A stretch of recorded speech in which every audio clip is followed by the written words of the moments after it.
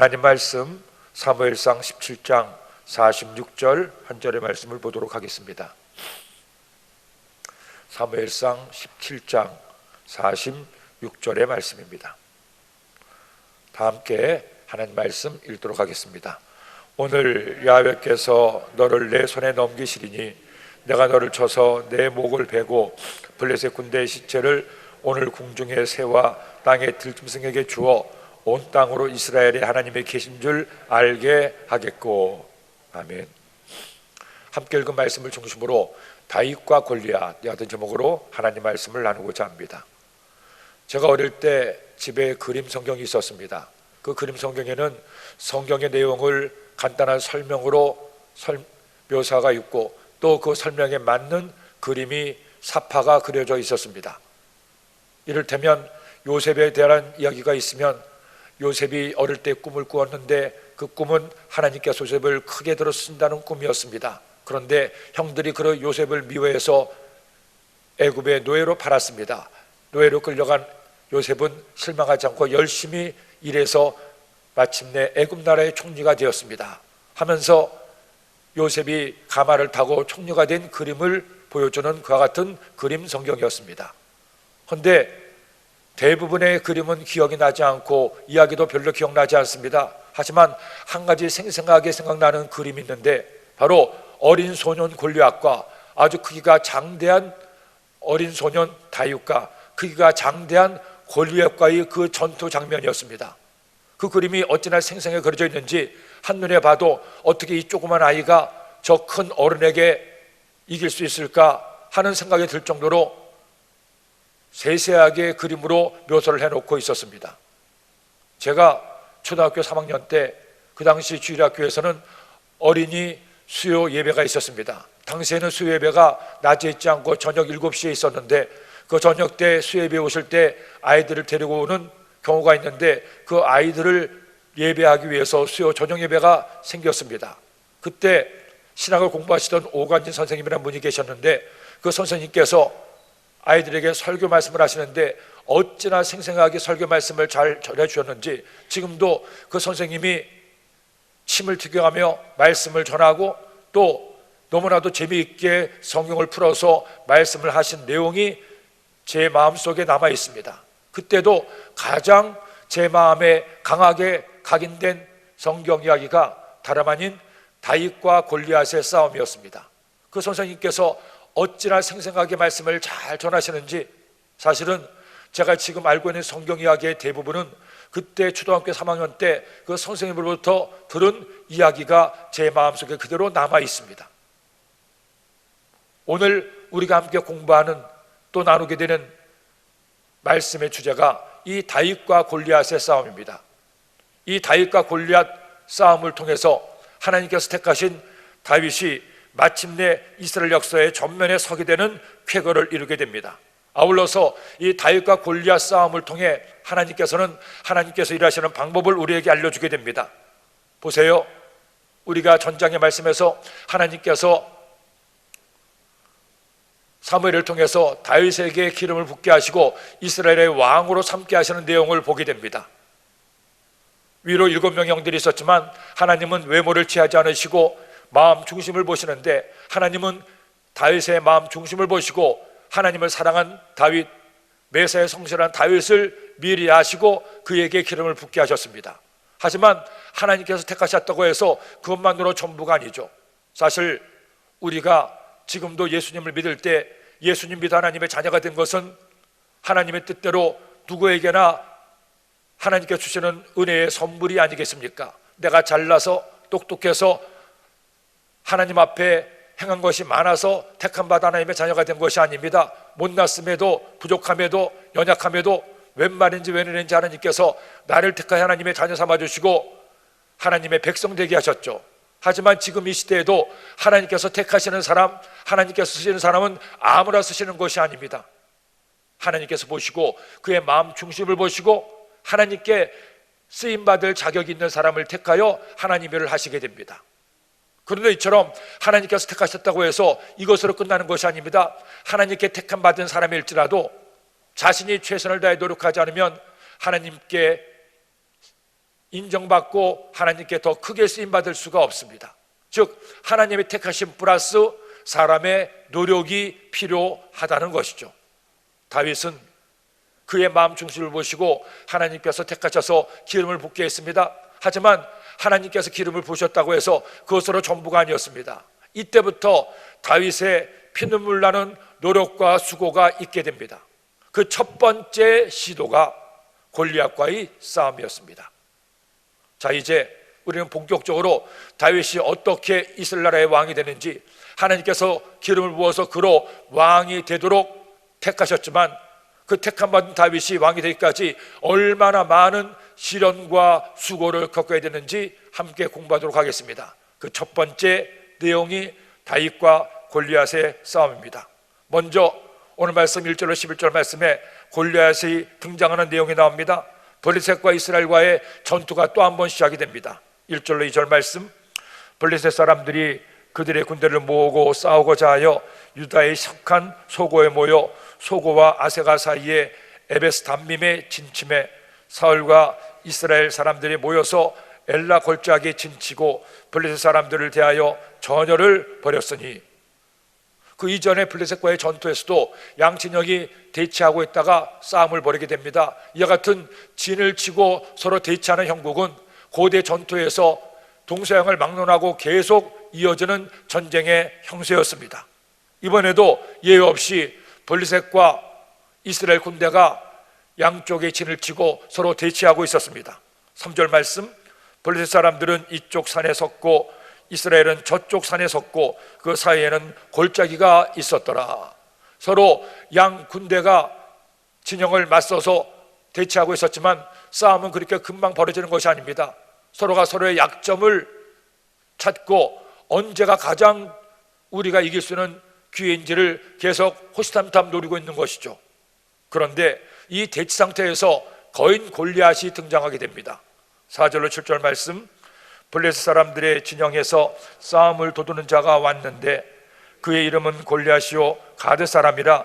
그의 키는 6규빗 한 뼘이며 머리에는 노트구를 썼고 머리에는 비늘 갑옷을 입었으니 그 갑옷의 무게가 놋 5,000세겔이며 그의 다리에는 놋 각반을 쳤고 어깨 사이에는 놋 단창을 메었으니 그 창자루는 배틀채 같고 창날은 절 600세겔이며 방패 든 자가 앞서 행하더라. 우리가 역사를 배웠을 때 사람들이 도구를 사용할 때 먼저 썼던 도구는 석기였음을 학교에서 배웠습니다. 그 석기가 지어나와서 사람들이 쓴 도구가 청동기였고 그 청동기 다음에 철기였는데, 이때 약 3,000년 전에 블레셋과 이스라엘 싸울 때 상황은 청동기 시대에서 철기 시대로 넘어가는 상황이었음을 지난 시간에도 말씀을 드렸습니다. 그래서 이 골리앗이 입었던 갑옷과 들었던 창을 보면 먼저 갑옷은, 투구는 노수로 되어 있습니다. 그런데 오늘 말씀에 나오는 가드 사람 골리앗의 키를 보십시오. 6규빗 한 뼘입니다. 6규빗 한 뼘이면 얼마나 키였느냐? 그 당시 이스라엘 사람들이 길이의 단위를 잴 때 한 규빗을 정했습니다. 한 규빗은 사람의 팔꿈치에서부터 이 가운데 손가락 끝까지가 한 규빗입니다. 그래서 제가 한번 저의 한 규빗을 자로 재봤더니 약 45cm였는데 일반적으로 학자들도 한 규빗을 45cm로 그렇게 정하고 있습니다. 그래서 6규빗은 270cm입니다. 거기 플러스 한 뼘이라고 하니 한 뼘을 10cm만 쳐도 280cm가 되는 상상 못할 거인이었습니다. 거기에다가 그가 입은 갑옷의 무게가 놋 5,000세겔인데 한 세겔은 11.42g입니다. 약 570kg가 되는 갑옷을 입었다는 겁니다. 놋 청동으로 만든 것. 그리고 거기에 창날이 있는데 창날이 철로 만든 600세겔이라고 얘기합니다. 600세겔은 약 70kg이 돼요. 창날만 70kg, 280cm 정도는 돼야 들을 수 있는 엄청난 크기의 창입니다. 그러나 여러분, 208cm 거인이 내 앞에 선다고 생각해 보십시오. 더구나 그와 맞서는 다윗은 아직 다 자라지 않은 소년이었습니다. 헌데 이 골리앗이 그 장대한 몸을 가지고 창날만 70kg가 되는 거대한 창을 들고 이스라엘 군대에게 싸움을 거는 거죠. 8절로 11절 말씀, 그가 서서 이스라엘 군대를 향하여 외쳐 이르되 너희가 어찌하여 나와서 전열을 벌였느냐?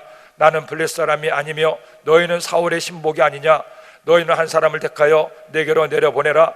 그가 나와 싸워서 나를 죽이면 우리가 너희의 종이 되겠고 만일 내가 이겨 그를 죽이면 너희가 우리의 종이 되어 우리를 섬길 것이니라.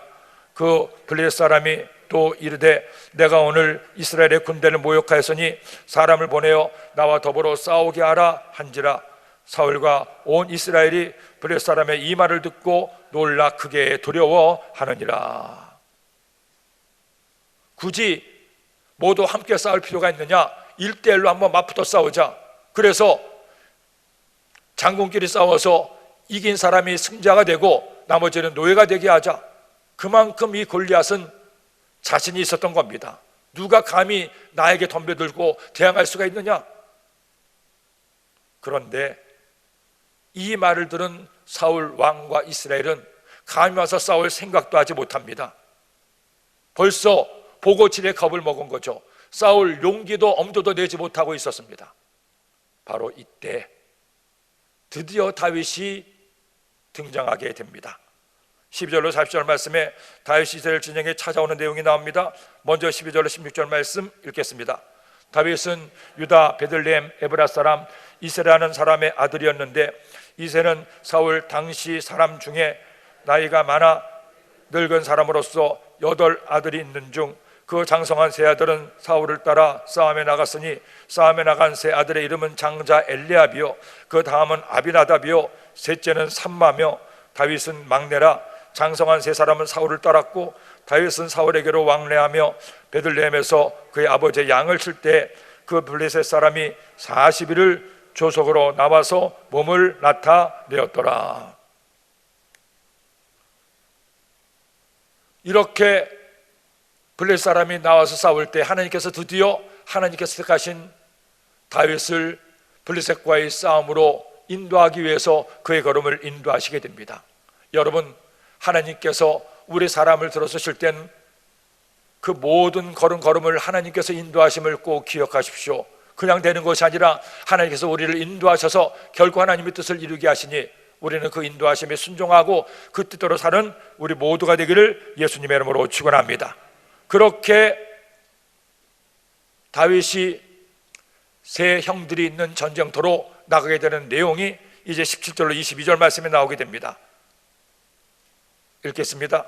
이새가 그의 아들 다윗에게 이르되 지금 내 형들을 위하여 이 볶음곡식 한 에바와 이 떡 10덩이를 가지고 진영으로 속히 가서 내 형들에게 주고 이 치즈 10덩이를 가져다가 그들의 천부장에게 주고 내 형들의 안부를 살피고 증표를 가져오라. 그때 사울과 그들과 이스라엘 모든 사람들은 엘라 골짜기에서 블레셋 사람들과 싸우는 중이더라. 다윗이 아침에 일찍 일어나서 양을 양치키는 자에게 맡기고 이새가 명령한 대로 가지고 가서 진영에 이른즉 마침 군대가 전쟁에 나와서 싸우려고 고함치며 이스라엘과 블레셋 사람들이 전율을 벌이고 양군이 서로 대치하였더라. 다윗이 자신의 짐 지키는 자의 손에 맡기고 군대로 달려가서 형들에게 문안하고. 결국 다윗이 골리앗이 호언장담하고 싸움을 도두던 전쟁터에 오게 됩니다. 그래서 다윗과 골리앗의 싸움이 전개가 되는 것이죠. 여러분, 이 하나님의 작전 계획을 보십시오. 다윗이 일부러 찾아간 것이 아닙니다. 다윗은 골리앗을 만날 만한 이유도 없었고 상황이 안 됐습니다. 그의 세 형들은 전쟁터에 나갔다고 하는데 당시 이스라엘 군대에서 전쟁터에 나가는 사람의 나이는 20세 이상이었습니다. 그러니 다윗은 아직 20세도 안 됐고 위로 3명의 형들만 나갔다고 하는 것은 넷째부터는 20살이 안 되었으니 막내는 몇 살이었겠습니까? 많아야 14살, 15살 정도가 아니겠습니까? 그런 어린 소년이었는데 하나님은 그런 어린 소년을 통해서 이 거인 골리앗을 이기게 하십니다. 어떻게? 아버지의 마음을 동하게 해서 전쟁터 나가 있는 세 명의 형들을 먹을 것을 갖다 주도록 다윗을 막내를 보내게 한 것이죠. 이 다윗이 이처럼 골리앗이 싸우는 전쟁터 나간 이 상황을 보면서 한 가지 깨닫는 것이 있습니다.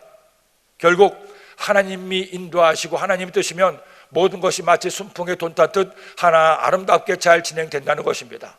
우리는 사람이기 때문에 어떤 것이 하나님의 뜻인지 잘 알 수가 없습니다. 어떤 분들도 저에게 자주 그런 질문하십니다. 목사님, 제가 앞으로 어떻게 될지, 이 길을 가야 될지 저 길을 가야 될지 그 하나님의 뜻을 잘 모르겠습니다. 하나님의 뜻을 어떻게 분별할 수가 있겠습니까? 저도 사람인데 아무리 목사라고 하더라도 어떻게 하나하나 하나님의 뜻을 다 분별할 수가 있겠습니까? 하지만 한 가지 아는 방법이 있습니다. 하나님의 뜻이면 모든 것이 순조롭게 잘 지내게 됩니다. 안 되는 것 같은데도 그냥 믿음으로 기도하고 진행하다 보면 막혔던 것이 풀어지고 하나하나 아름답게 잘 지내게 됩니다. 하지만 하나님 뜻이 아니면 아무리 사람이 하려고 발버둥을 쳐도 결국 이렇게 막히고 저렇게 막히는 경우를 보게 됩니다. 제가 독일에서 성전을 이전할 때도 마찬가지였습니다. 교회에 어려움이 있어서 더 이상 성전으로서 예배를 드리기가 어려운 처지에 있었습니다. 그때 그 성전을 이전하려고 하는데 막상 이전하려고 하니 가진 돈도 없었습니다. 또 독일 교회가 하나가 나왔는데 그 독일 교회를 인수하려는 사람들이 저희들 말고 저희들이 13번째였고 12명이 더 있었습니다. 그래서 이 13명의 지원자들을 그 독일 교회 측에서 한 사람 한 사람 다 만나서 이야기를 나누고 또 면접을 받습니다. 저희들이 마지막 13번째 가서 그분들과 이야기를 나누게 되었는데 놀랍게도 그 13명 가운데 독일 교회 측에서 저희 한국 교회를 택하고 저희가 그곳으로 이전을 하게 됐습니다.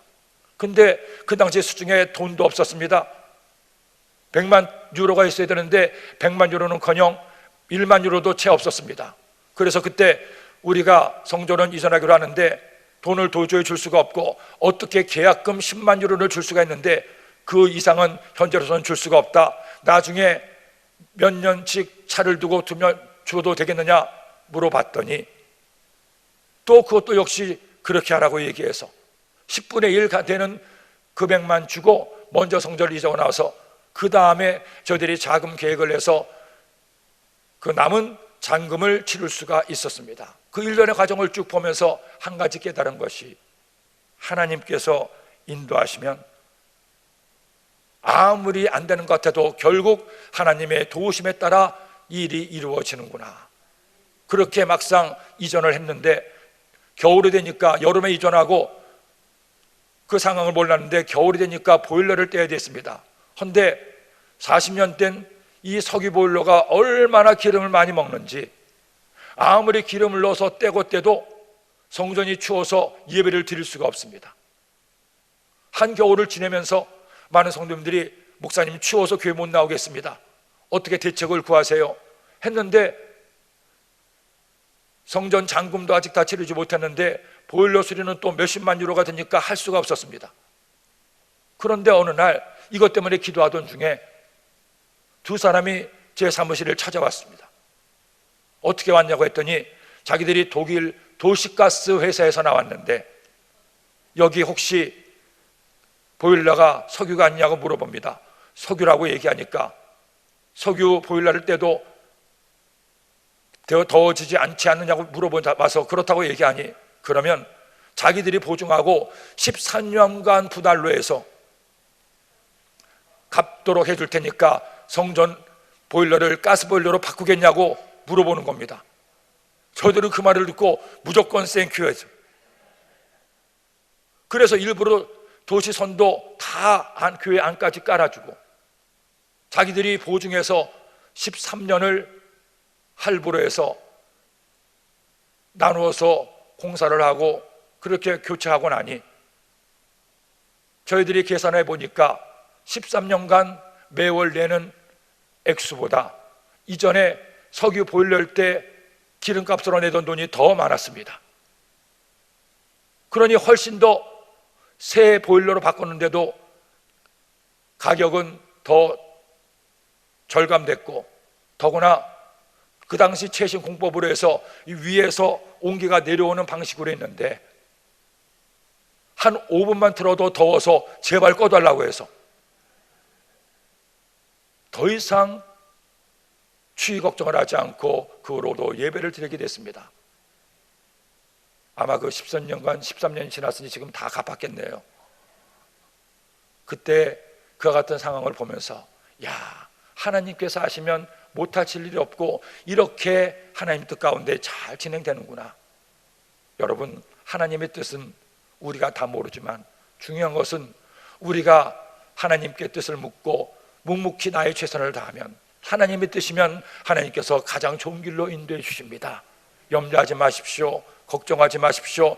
우리가 하나님을 믿고 신뢰하고 우리의 최선을 다하는 한 하나님 우리의 가는 길을 인도하시니 그 인도하심에 나를 맡기는 우리 모두가 되기를 예수님의 이름으로 축원합니다.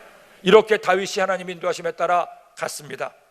가서 보니 골리앗이 이스라엘과 하나님을 모욕하는 것을 듣게 됩니다. 23절로 27절 말씀, 그들과 함께 말할 때에 마침 블레셋 사람의 싸움 도두는 가드 사람 골리앗이라는 자가 그 전열에서 나와서 전과 같은 말을 하며 다윗이 들으니라. 이스라엘 모든 사람이 그 사람을 보고 심히 두려워하여 그 앞에서 도망하며 이스라엘 사람들이 이르되 너희가 이 올라온 사람을 보았느냐? 참으로 이스라엘을 모욕하러 왔도다. 그를 죽이는 사람은 왕이 많은 재물로 부하게 하고 그의 딸을 그에게 주고 그 아버지의 집을 이스라엘 중에서 세금을 면제하게 하시리라. 다윗이 곁에 서 있는 사람들에게 말하여 이르되 이 블레셋 사람을 죽여 이스라엘의 치욕을 제거하는 사람에게는 어떠한 대우를 하겠느냐? 이 할례 받지 않는 블레셋 사람이 누구이기에 살아계시는 하나님의 군대를 모욕하겠느냐?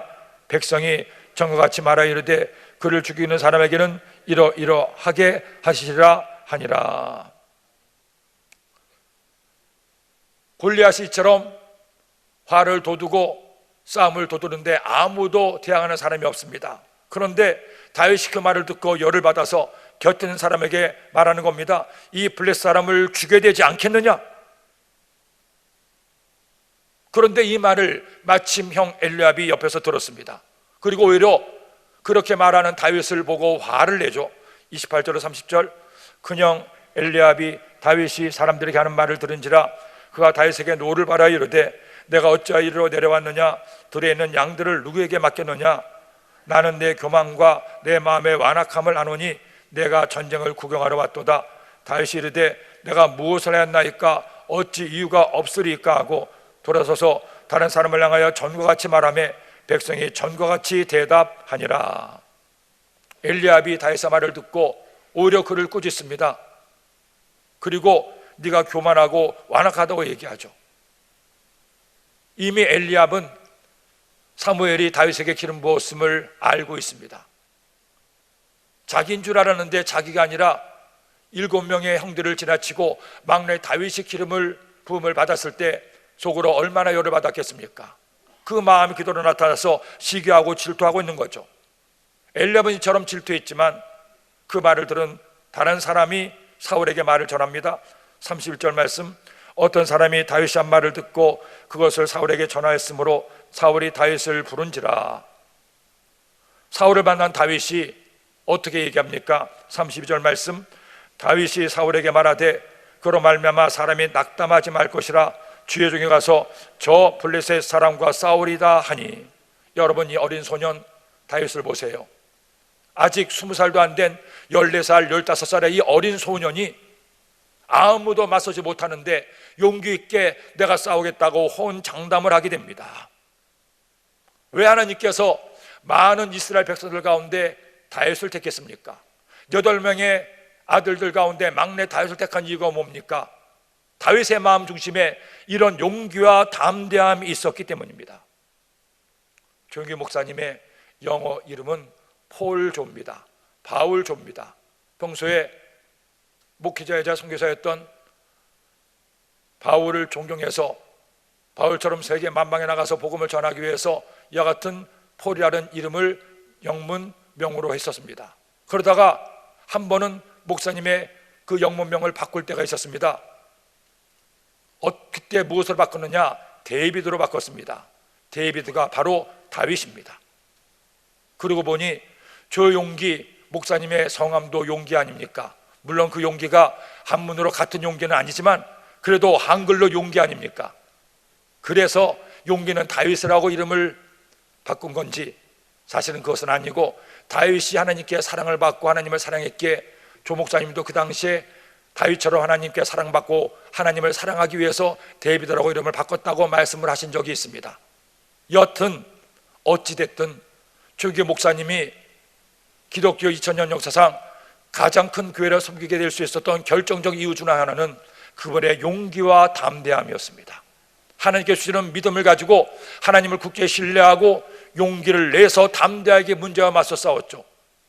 목사님이 50년간 목회하시고 이제 은퇴하시고 61년째가 되는데 지난 50년 동안 얼마나 많은 교회와 목사님께 대한 영적인 도전이 있었습니까?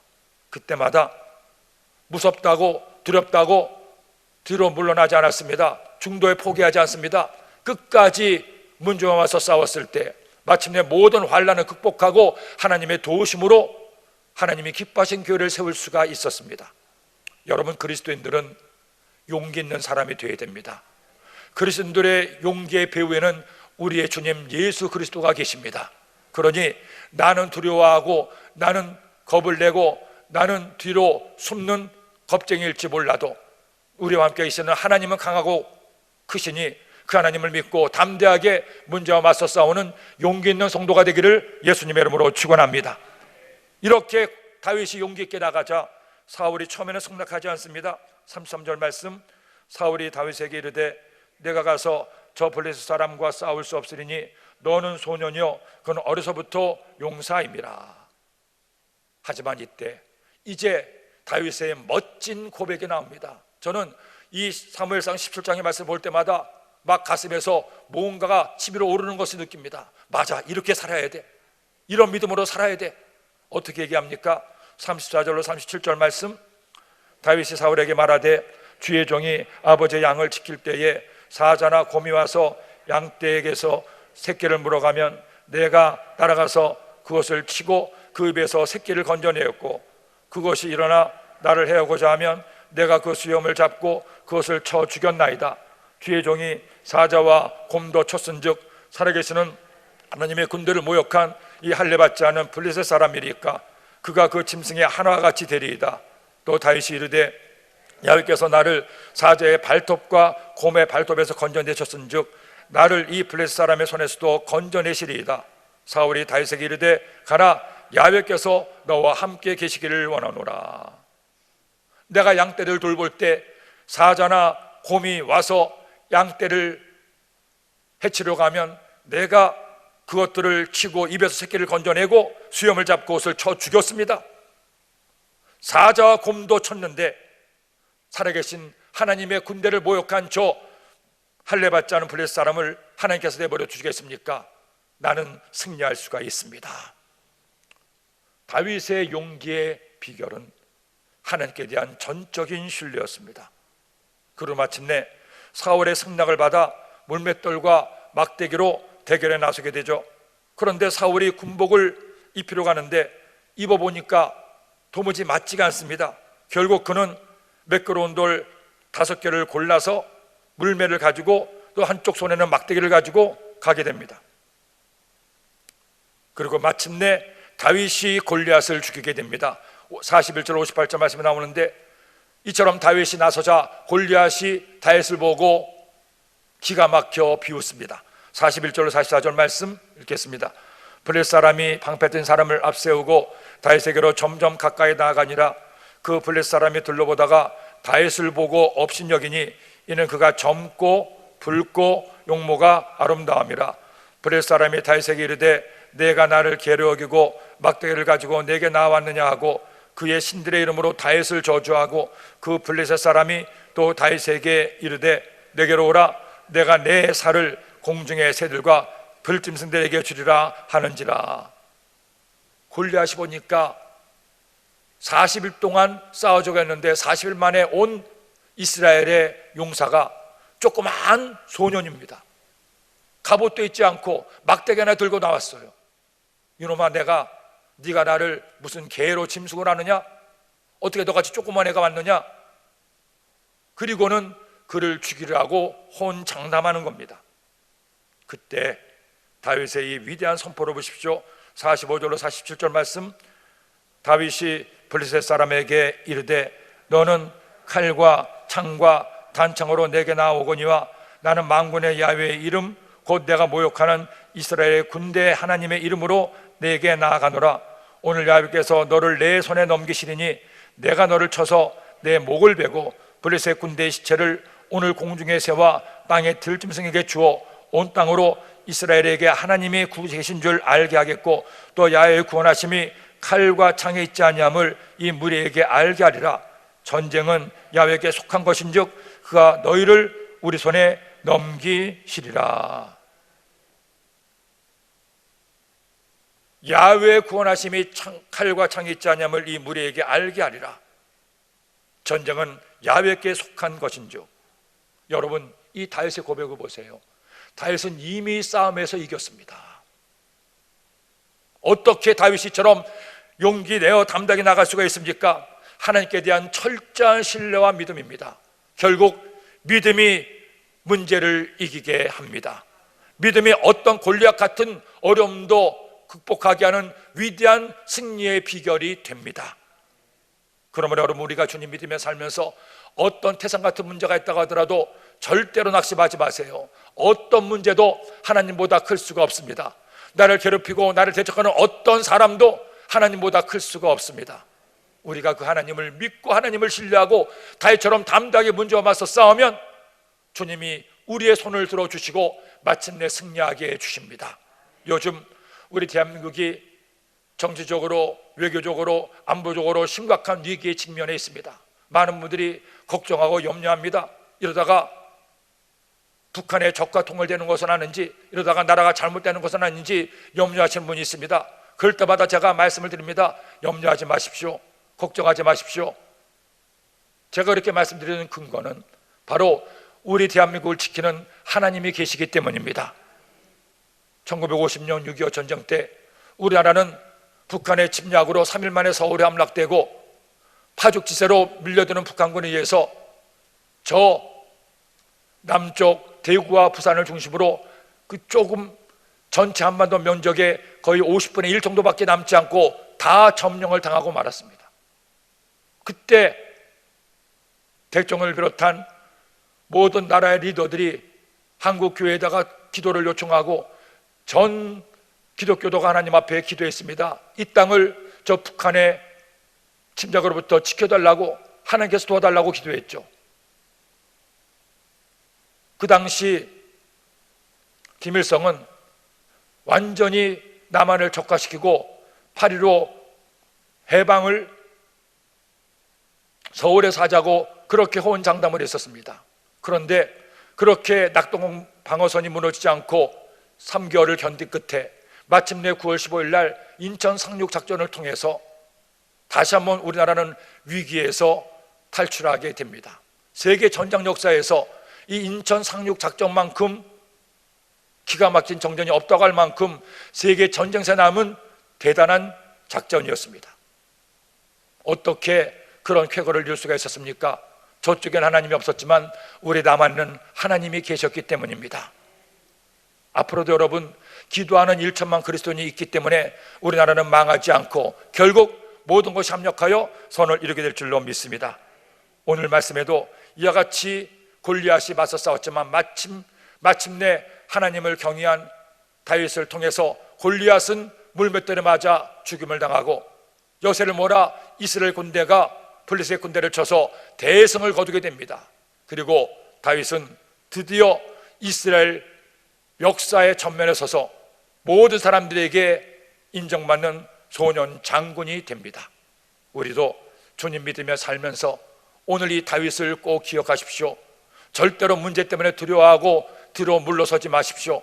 문제와 담대하게 맞서 싸워서 문제를 넘어 승리하는 우리 모두가 되기를 예수님의 이름으로 축원합니다. 기도드립니다.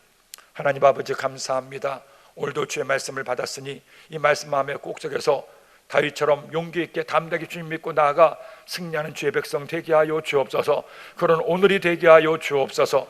귀한 예물 드린 성도들마다 30배, 60배, 100배 만배로 갚아주시고 하나님 은혜를 더하여 주옵소서. 예수님의 이름으로 기도드립니다. 아멘.